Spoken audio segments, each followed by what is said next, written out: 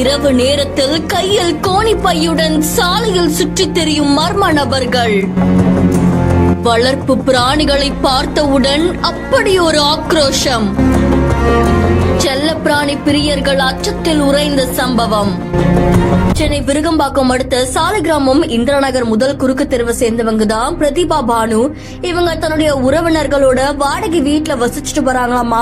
பூனைகளை வளர்க்கறதுலயும் அதை பராமரிக்கிறதுலயும் ஆர்வம் கொண்ட இவங்களுடைய வீட்டுல விலை உயர்ந்த பூனைகளை வளர்த்துட்டு வந்தது மட்டும் இல்லாம அந்த பகுதியில இருக்கக்கூடிய பல பூனைகளுக்குமே உணவு கொடுத்துட்டு வந்திருக்காங்க. இந்த நிலையில நேற்று வீட்டுக்கு வெளியில விளையாடிட்டு இருந்தா அவங்களுடைய பூனையை திடீர்னு காணுமாமா.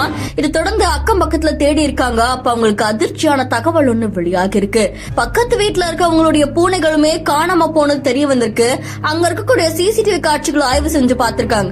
அப்போதான் 2 இளைஞர்கள் இரவு நேரத்துல கோணி பையோட அந்த தெருவுக்குள்ள வந்திருக்காங்க. அங்க இருக்கிற பூனைகளை பிடிச்சிட்டு போறாங்க. இத பார்த்து அதிர்ச்சி அடைஞ்சவங்க உடனே விருகம்பாக்கம் காவல் நிலையத்துல இது தொடர்பா புகாரும் கொடுத்திருக்காங்க.